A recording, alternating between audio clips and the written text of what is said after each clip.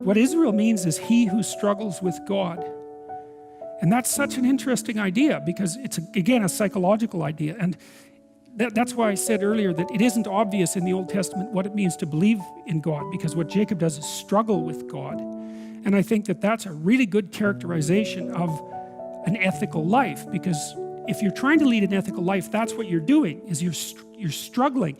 Like, blind belief isn't helpful because you don't know what you're believing in. Like, it's just not that helpful. But if you're possessed by the desire to orient yourself properly, but also confused by the existential structure of the world, which we all are, then what you're doing when you're trying to orient yourself properly in life is struggling ethically.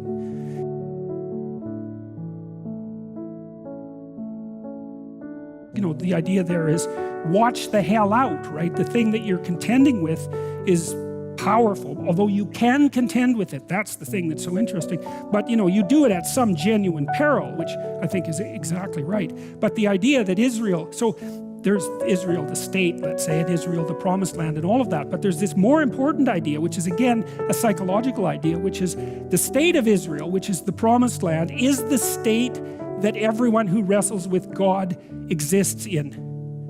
And that's not happy, naive belief in, you know, an eternally blessed afterlife. It's not that. It's not a wish fulfillment. It's to be actively engaged in life, in the difficulties of life, right? And trying to find the path, because that's what wrestling with God is trying to find the path. And that seems to me what belief means fundamentally.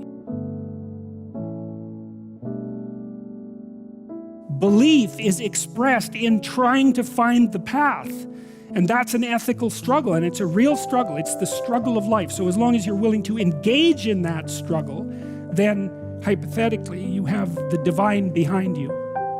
And so I believe that. I think that's true.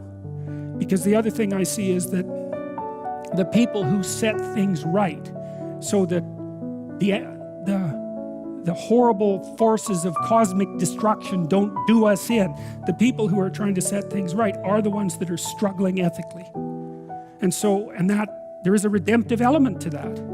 And I don't think there's any way of being cynical about that. So, well, so thank you.